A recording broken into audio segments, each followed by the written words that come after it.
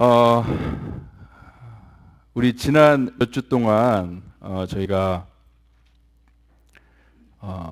그 이제 Rethink Church라는 그런 설교 시리즈로 해서 요한계시록 2장과 3장에 나와 있는 그 7교회들을 저희들 살펴봤습니다. 그러면서 그 교회들을 향한 예수님의 마음을 살펴볼 수 있었고, 또 이 땅의 교회가 어떤 교회가 되어야 되고 우리가 어떤 성도가 되어야 되는지에 대해서 저희들이 좀 살펴봤어요. 그 7교회에 대한 내용들을 마무리하면서 우리가 기억력을 한번 잠깐 테스트를 해보도록 하겠습니다.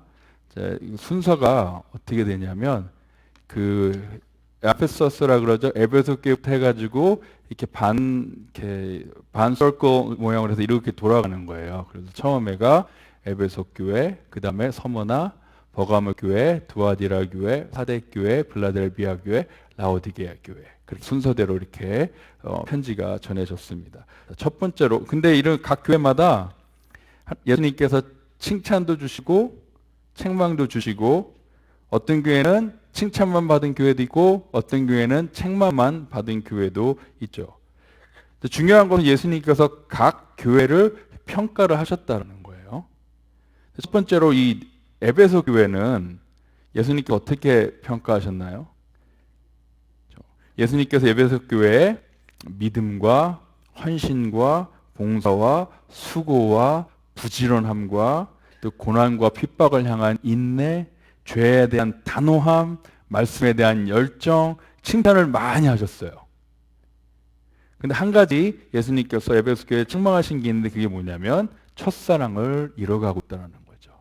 하나님을 향한, 이웃을 향한 사랑이 사그러져 가고 있음에 대해서 책망을 하셨습니다. 두 번째로 서머나 교회는 칭찬만 들은 교회예요. 예수님께서 무슨 칭찬을 하셨냐면 온갖 어려움과 핍박과 소외당하는 것과 특별히 가난한 교회였어요. 아주 경제적인 그런 어려움 속에서도 뭐라고 나왔냐면 죽도록 충성하였다. 칭찬하셨고요. 그들에게 생명의 면류관을 약속하셨습니다. 자, 세 번째로 버가모 교회. 버가모 교회는 살고 있던 버가모가 사탄이 거하던 곳이라는 그렇게 알려진 곳이에요. 그만큼 되게 힘든 곳이었는데 그렇게 알려진 버가모 도시에서 그들의 믿음을 굳게 잡고 신앙을 끝까지 지켰음을 칭찬을 하시죠. 하지만 버가모 교회 안에 세상의 문화와 우상의 문화가 침투했고 교회가 세상적인 방법과 세상적인 가치관에 따라 움직이고 있음을 책망하시기도 하셨습니다. 네 번째로 두아디라 교회. 두아디라 교회는 어떠냐면요, 예수님께서 그들의 사랑과 그 다음에 사역과 믿음과 섬김과 인내를 칭찬하셨고, 또 특별한 칭찬은 뭐냐면 시간이 가면 갈수록 이들이 더 열심을 내었다라고 칭찬을 하십니다. 하지만 또 책망도 받았는데 그게 뭐였냐면 교회 안에 이단의 가르침과 우상숭배와 음란의 죄가 판을 치고 있었음을 책망을 하고 있습니다. 자, 다섯 번째로 사대교회. 이 사대교회의 특징은 뭐냐면 책망만 들은 교회예요. 이 사대교회는 책망만 들었는데 어떤 책망을 들었냐면 죽어가는 교회, 아니 거의 죽은 교회라는 책망을 들었습니다. 생명을 잃은 교회, 불신자들로 가득 차 있는 교회, 교회는 있지만 진정한 성도가 없는 교회, 그런 교회라는 책망을 들었습니다. 하지만 예수님께서 이런 사대교회라도 다시 살리시겠다고 일어나라, 깨어나라 당부하시는 예수님이 포기하지 않는 그 마음을 볼 수가 있죠. 여섯 번째로 빌라델비아 교회. 이 교회는 바로 앞에 나왔던 사대교회와는 반대로 칭찬만 들은 교회예요. 어떤 교회였냐면 이 빌라델비아 교회는 겉은 초라하고 연약하고 가난했던 교회입니다.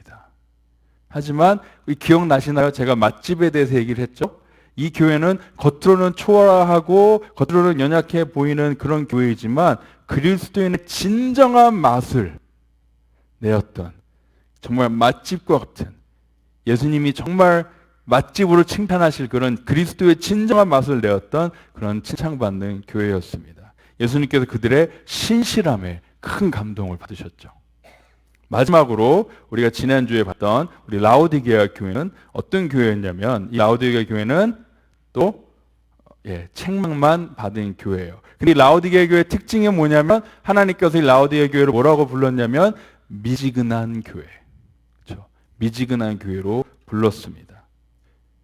빌라델피아 교회가 맛집과 같은 교회로 칭찬을 듣다면, 라오디게아 교회는 미지근한 교회라는 책망을 받았는데, 식어버린 교회, 편안함을 쫓아 성장을 거부하고 회피하는 교회, 그 다음에 자만이라는 착각에 빠져서 성장의 필요성조차 느끼지 못하고 있었던 교회, 그래서 미지근해져 버린 교회, 이 라오디게아 교회가 바로 그런 교회였습니다.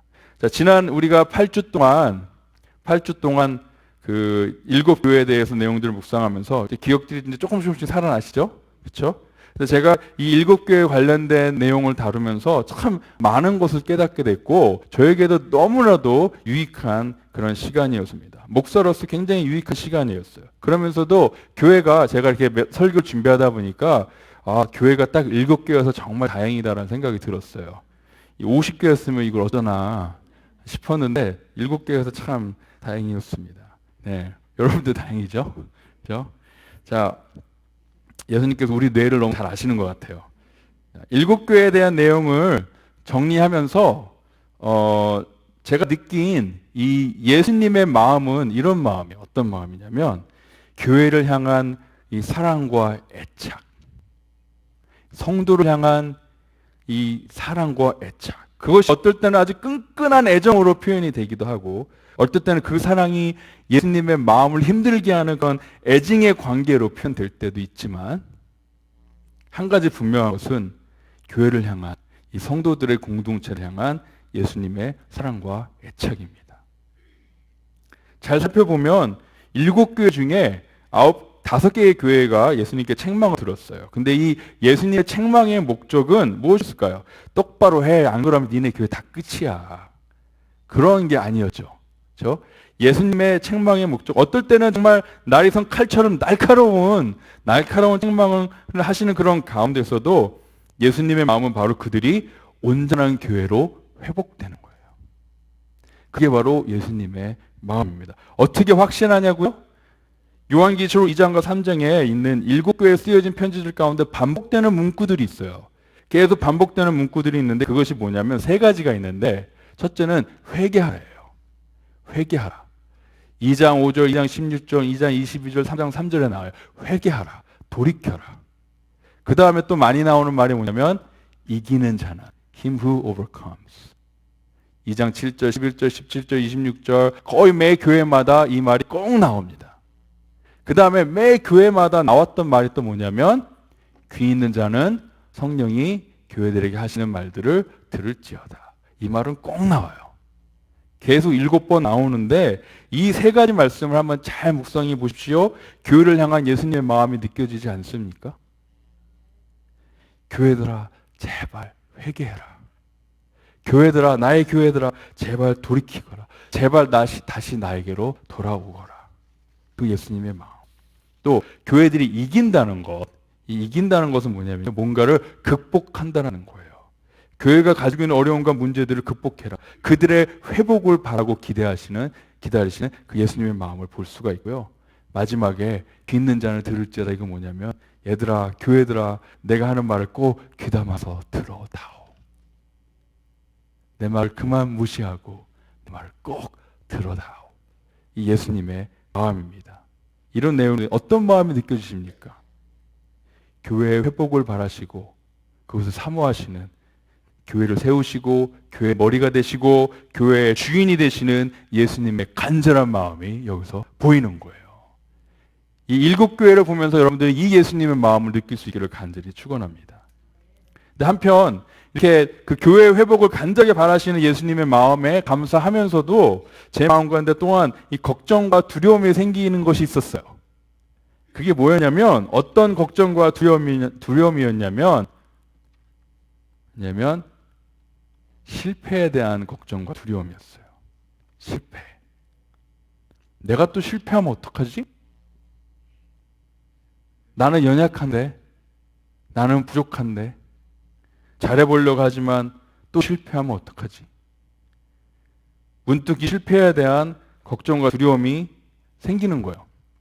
근데 구체적으로 이게 어떤 실패였냐면 저에게는 믿음의 실패, 그 다음에 사역의 실패, 그 다음에 삶의 실패. 내 믿음이 연약해져서 이 상황과 환경에 의해 내 믿음이 무너지면 어떡하지? 열심히 한다고 했는데 나의 연약함과 부족함 때문에 아주 초라한 사역의 열매가 되면 어떡하지? 내가 영적으로 흔들려서 나의 삶도 무너지고 나의 인간관계도 무너지고 나의 성품도 무너지면 어떡하지? 나는 이런 나의 실패들을 예수님이 어떻게 받아들이실까? 내가 실패했을 때 나는 어떻게 해야 되나? 여러분들 가운데서도 이런 실패들을 경험하셨거나 아니면 이런 실패들을 걱정하고 계시는 분들이 있으리라고 믿습니다.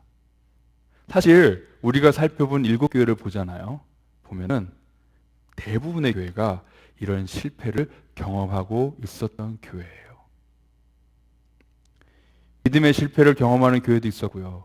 사역의 실패를 경험하는 교회도 있었고 도덕적으로, 영적으로, 윤리적으로 무너진 삶의 실패를 경험하는 교회들도 있었습니다.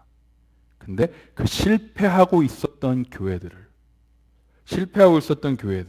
예수님께서 왜 편지를 썼냐면 왜 그 교회에 편지를 썼냐면 그 실패하고 있었던 교회들을 포기하시지 않는 예수님인 거예요. 그들을 회복시키기를 간절하게 원하시는 그 교회를 향한 예수님의 마음을 깨달으면서 여러분과 저의 삶 가운데, 여러분과 저의 사역 가운데, 또 우리 교회 안에 동일하게 회복을 바라시는 이 예수님의 마음을 우리가 확신하고요, 확인할 수 있어요.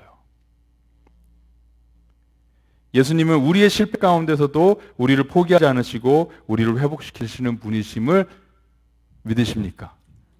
믿으세요? 아멘. 그럼 성경에서 한번 예를 찾아볼게요. 제가 이제 성경에 3가지 얘기를 할 텐데 아마 수요예배나 이렇게 주일 오후예배 오셨던 분들은 이 중에 하나는 아마 들어보신 분들이 있을 거예요. 근데 대부분들이 못 들어보셨으니까 제가 성경에서 찾았던 예를 한번 찾아보겠습니다. 먼저 무리를 걸었던 베드로의 얘기예요.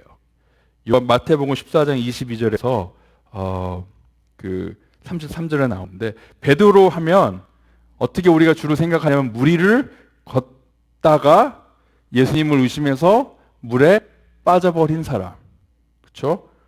성질이 좀 더럽고, 그렇죠? 나서기 좋아하는 사람, 또 우리가 가장 베드로함을 기억하는 게 예수님을 3번 부인한 사람.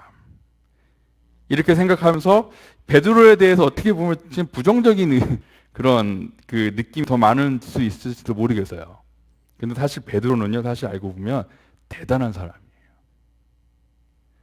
다른 제자들은 가만히 있는데 자기가 먼저 하나님, 예수님 저 물이 걷게 해주세요 하고 먼저 나섰던, 걷게 해달라고 했던 사람이고 진짜로 그 험난한 파도의 물에 뛰어든 사람이에요. 진짜로. 인류 역사상 유일하게 무리를 걸은 사람이에요. 제가 여러분에게 무리를 걷는 방법을 알려드릴까요? 예, 이론적으로 가장 확실한 방법이에요. 뭐냐면 어쩌면 무리를 걸을 수 있는 유일한 방법일 수도 있어요. 첫째는 어떻게 무리를 걷냐면 일단 한 발을 물에 내딛습니다. 그렇죠? 그리고 그 발이 물에 빠지기 전에 잽싸게 다른 한 발을 내딛는 거예요. 그러다가 그 발이 또 물에 빠지기 전에 아주 빛과 같은 속도로 다른 발을 딱 내밀고 이것을 엄청난 속도로 계속 반복하면 무리를 걸을 수 있어야 돼요. 그렇죠? 네. 이론적으로는 가능한데 될지 안 될지는 아무도 안 볼 때 혼자 한번 해보시고. 네. 다시 본문으로 돌아가서 이 무리를 오라라는 예수님의 말씀에 이 베드로는 정말 믿음으로 정말 어려운 발걸음을 내디딘 사람이에요. 엄청난 발걸음이에요. 여러분이라면 정말 진짜 정말 하시겠어요? 예수님이 나오라고 할 때? 아멘. 저도 나라면 그렇게 할 수 있을까? 물이 잔잔하면 한번 생각해 보겠어요.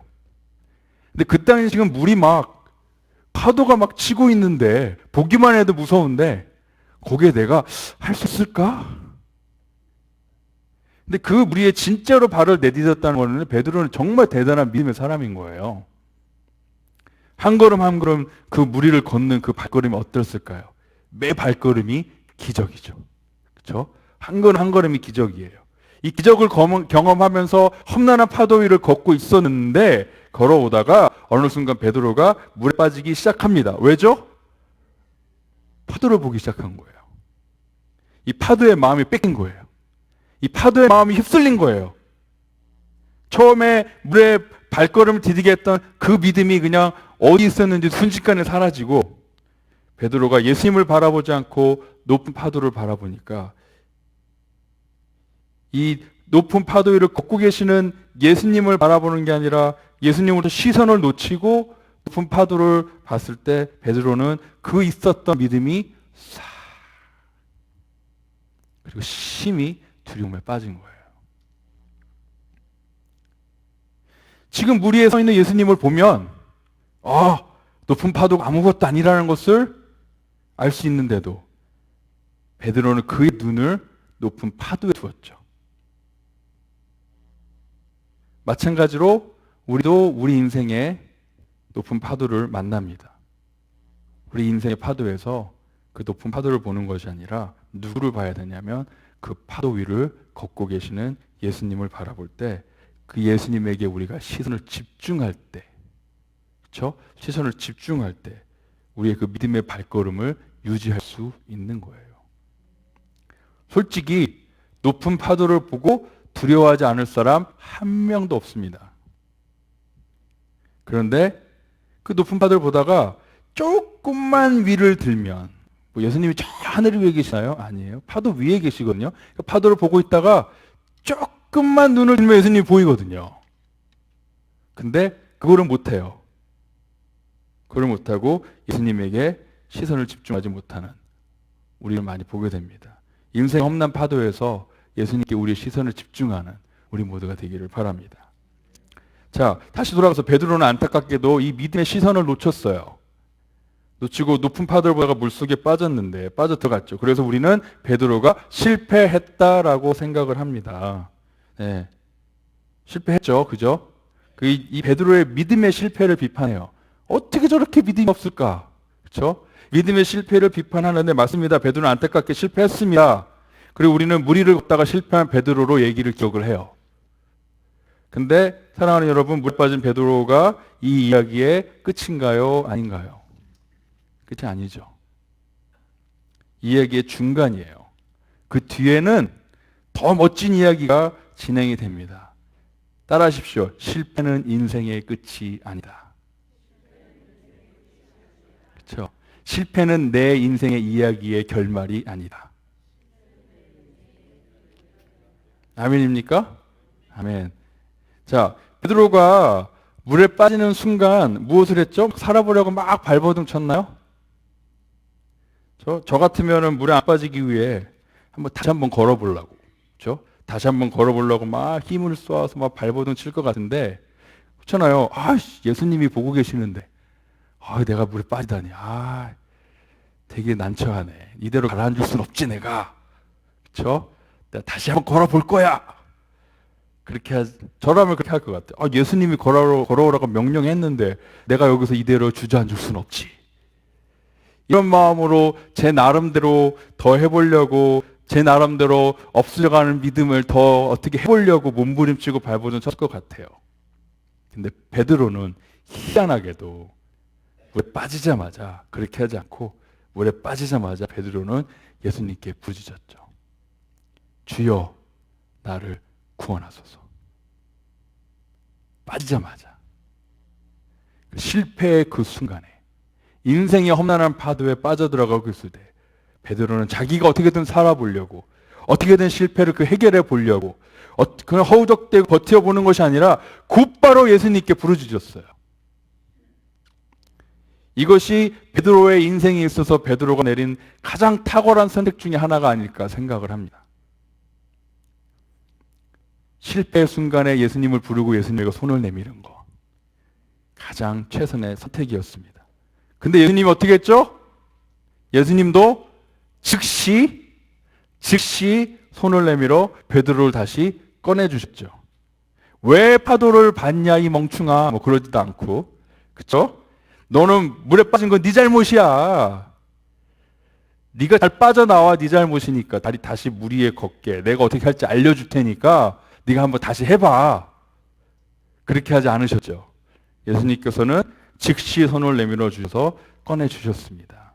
이게 바로 우리 예수님이에요. 아멘입니까? 우리는 모두 실패의 순간을 경험합니다. 인생의 거친 파도를 만났을 때 우리의 믿음이 속절없이 무너질 때가 참 많아요. 그리고 그 인생의 험한 파도에 휩쓸려가지고 우리의 믿음의 실패를 경험할 때가 많습니다. 저도 제가 췌장암이라는 진단을 그때 받았을 때 제 나름대로는 그게 제 인생에서 가장 큰 파도였어요. 그 파도 앞에 제가 그렇게 자신감을 가지고 있었던 목사였는데, 제가 그렇게 자신감을 가지고 있었던 제 믿음이 속절없이 무너지는 거예요. 그 믿음이 전혀 작동하지를 않더라고요. 그래서 저는 저의 믿음의 연약함을 처절하게 경험하는 거예요. 이 믿음의 실패는 어느 한 사람도 예외가 없는 것 같습니다. 왜냐? 우리는 그만큼 별거 아닌 존재이기 때문입니다. 우리의 그 믿음이 실패하는 그 순간에 어떻게든 살아보려고 우리가 막 발버둥 치고 허우적대는 게 아니라 우리가 가장 먼저 해야 될 일은 예수님께 부르짖는 거예요. 그것이 우리가 믿음의 실패 순간에, 우리의 믿음이 무너져가고 있는 그 순간에 내릴 수 있는 가장 탁월한 선택입니다. 그러면 우리가 예수님께 부르짖을 때 예수님은 우리의 실패의 책임을 묻지 않으세요. 대신 예수님은 즉시 손을 내밀어 우리를 붙잡아 주시고 끌어내 주십니다. 만약에 우리가 이 인생의 파도 앞에서 막 허우적거리고 있는데, 그렇죠? 우리가 뭘 해보려고, 우리가 실패를 한번 만회해 보려고, 우리가 한번 해결해 보려고 계속 버티고 발버둥 치고 있으면 예수님이 어떻게 하셔야 되냐면요, 우리가 지쳐서 힘이 다 빠져서 아무것도 할 수 없을 때까지 예수님은 기다리시는 거예요. 왜냐? 우리가 예수님 옆에 손을 안 내밀고, 예수님 내가 할 수 있어요, 제가 먼저 한번 해볼게요, 예수님 제가 발버둥 치면서 제가 해결해 보게 하고 우리가 막 발버둥 칠 때 예수님은요, 우리가 힘이 다 빠질 때까지 기다리실 수밖에 없어요. 그제서야 우리가 아무것도 못하고 예수님 I can't do it, 저 못해요 할 때 예수님이 그때 딱 잡아주시는 거죠. 그러니까 괜히 고생하지 마시고 그냥 물에 빠진다 싶으면 도와주세요. 하십시오. 아멘입니까? 예수님은 또 우리 실패의 자리에 함께 하세요. 우리가 실패했다고 우리를 좀 멀리 하거나, 얘 안 되겠네 해가지고 좀 이렇게 멀리 하거나, 아니면 이렇게 좀 우리를 이렇게 좀 피하시는 게 아니라, 말도 안 되는 실패의 순간에도 우리와 함께 하시고 우리가 예수님을 부르기를 기다리시고 손 내밀 준비를 하고 계시는 거예요. 내 이름만 불러라. 그렇죠? 이미 준비하고 계시는 거예요. 우리가 믿는 예수님은 바로 이런 예수님입니다. 이게 제가 만들어낸 예수님 모습이 아니고 하나님의 말씀이 말씀하시는 예수님이에요. 믿으십니까? 믿으시면 여러분의 이 믿음이 실패하는 그 순간에, 여러분이 인생의 파도에 빠져가고 있는 그 순간에 허우적대지 마시고 발버둥 치지 마시고 가장 먼저 뭐 하라고요? 예수님 부르고 손 내미십시오. 자, 예수님께서 베드로를 꺼내주셨어요. 저 불쌍한 마음으로 꺼내주셨어요. 그게 끝인가요? 이 두 사람이, 예수님과 베드로가 배에 올랐거든요. 같이. 그렇죠? 그러면 이 베드로가 얼마나 걸어갔는지 모르겠어요. 예수님한테까지. 근데 베드로가 걸어왔다가 빠졌죠? 다시 배로 돌아갔잖아요. 그렇죠? 걸어온 만큼 돌아갔는데 어떻게 갔을까요? 수영해서? 아니면 예수님이 베드로의 손을 질질 끌고? 어떻게 갔을까요? 베드로가 빠진 그 자리에서 배까지 베드로는 예수님과 함께 다시 부리를 걸었어요. 베드로는 다시 무리를 걸었습니다. 예수님과 함께, 그것도 예수님의 손을 잡고. 험한 파도가 무서웠을까요? 안 무서웠을까요? 예수님과 손잡고 가는 그 베드로의 발걸음에는요, 이 험한 파도는 베드로에게 전혀 두려움의 대상이 아니에요, 이제는. 죄송합니다. 이 한번 예수님부터 구원받은 경험이 있고 자신과 동행하는 예수님으로 인해 이 험한 파도라는 자신의 믿음의 실패라는 늪에 빠뜨렸던 그 대상, 그 험한 파도를 이제는 새로운 믿음으로 극복한 거예요. 우리가 험한 파도 실패 순간에 우리를 건져주신 예수님이 그냥 건져주시고 우리 다시 한번 이렇게 떠나신 게 아니라 우리와 동행하십니다. 그 파도 위를 함께 걸으시죠. 손에 손을 잡고. 우리를 믿음의 실패로 빠뜨리게 한 그 인생의 험한 파도를 우리가 이제 예수님 때문에 두려워하지 않는 거예요. 내가 다시 걸을 수 있어서 두려워 않는 게 아니라 나랑 함께 걷고 계시는 예수님 때문에 이제 두려워하지 않는 겁니다. 인생의 파도를 새로운 믿음으로 극복하게 되는 거죠. 그 다음 또 파도가 또 와요? 그러면 또 똑같이 예수님과 함께 극복하는 겁니다. 또 와요? 또 하는 거예요. 누구와 함께? 예수님과 함께.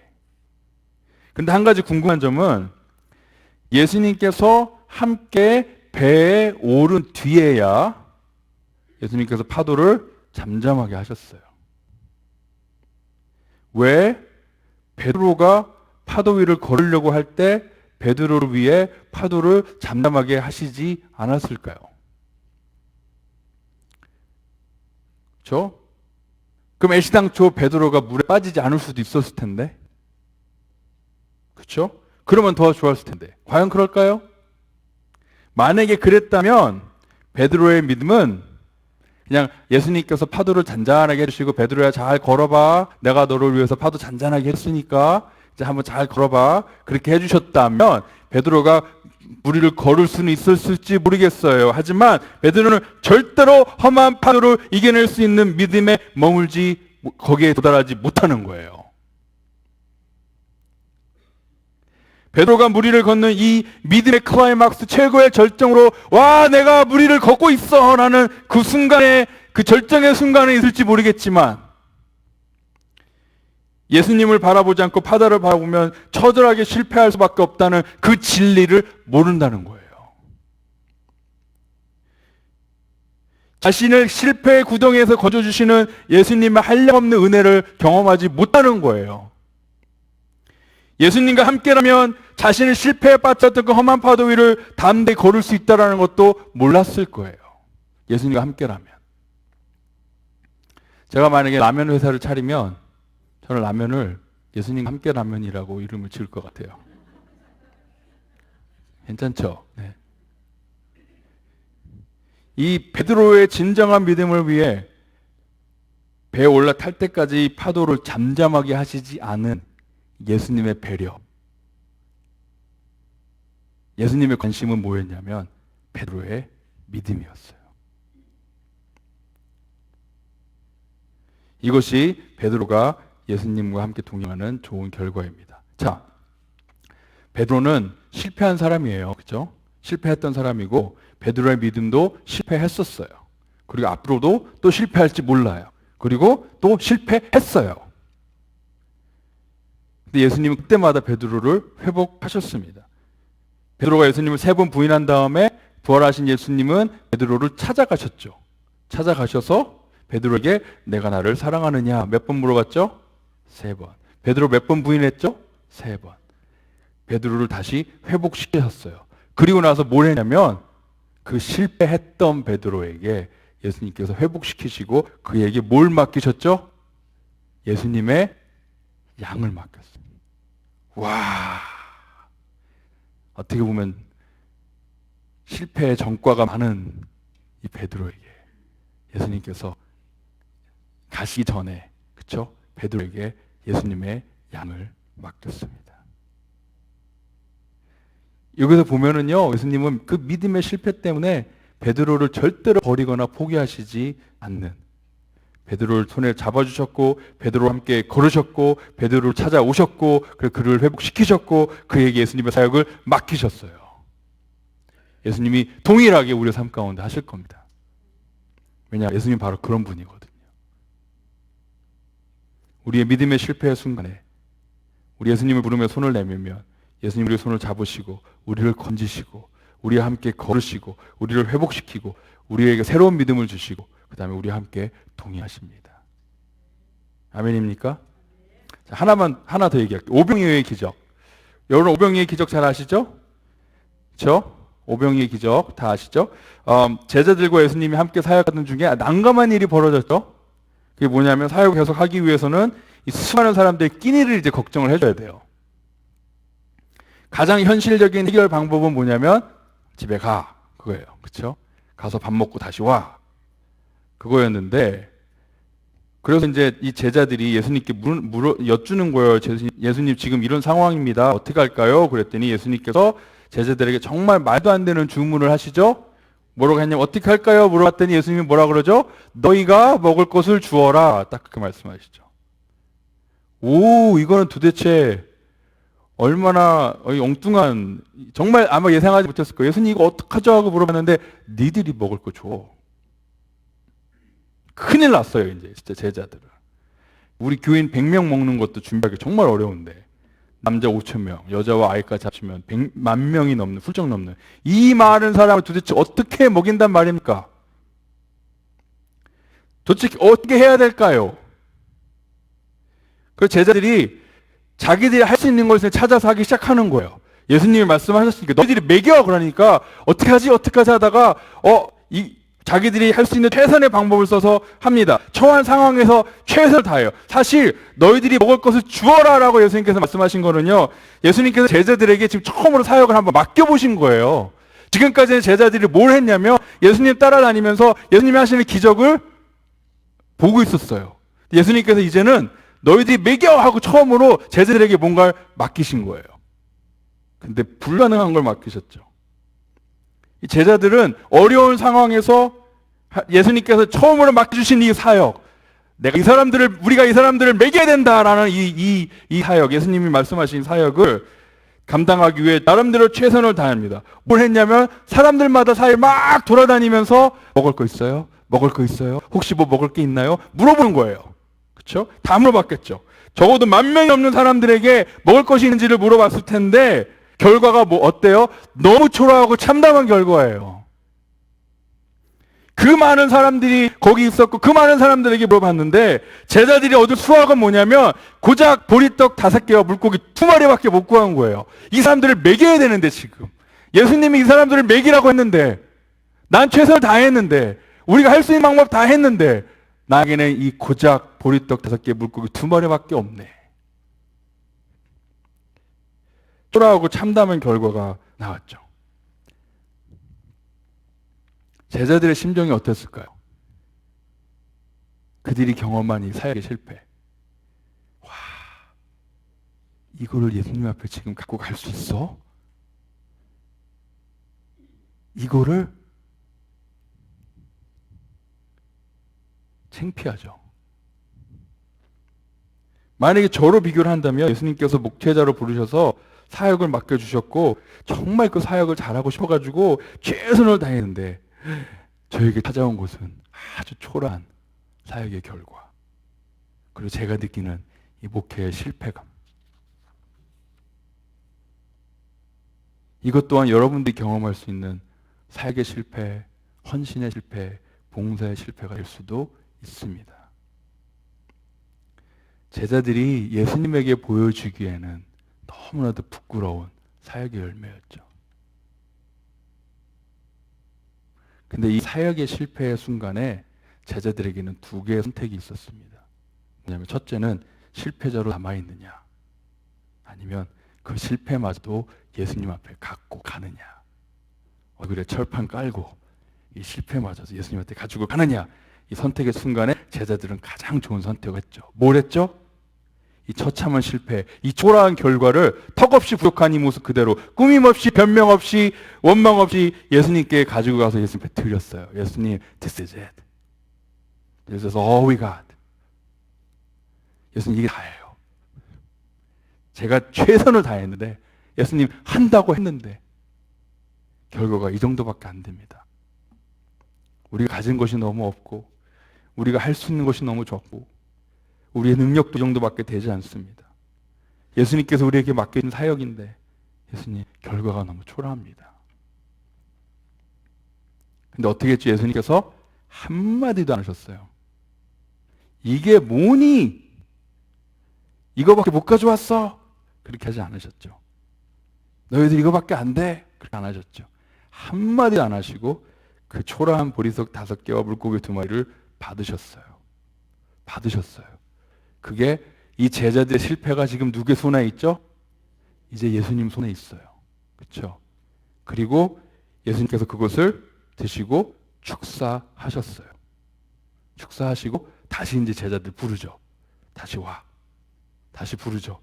그 다음에 예수님께서 제자들의 실패가 예수님 손 안에 들어갔죠. 예수님이 축사하셨죠. 예수님께 제자들 다시 부르신 다음에 그거를 다시 제자들에게 나눠주세요. 자, 이제 이걸로 먹여.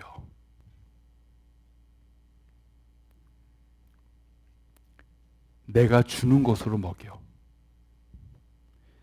이제는 제자들의 역량이 아닌, 제자들이 만들어낸 사역이 아닌 예수님께서 주신 것으로 하는 사역을 하는 거예요. 진짜 사역이죠. 신나는 사역이죠. 얼마나 신나겠어요. 예수님 주신 걸 사역했는데 저도 막 끝이 없는 거예요. 이 10,000명이 넘는 사람이 배부르게 먹었다니까요. 배부르게. 예수님께서 이 제자들이 실패하고 초라하고 턱없이 부족한 그 결과물을 통해 모든 사람을 배 터지게 먹이십니다. 그래서 예수님은요, 이 사역의 가장 근본적인 원리를 깨우쳐 주셨어요.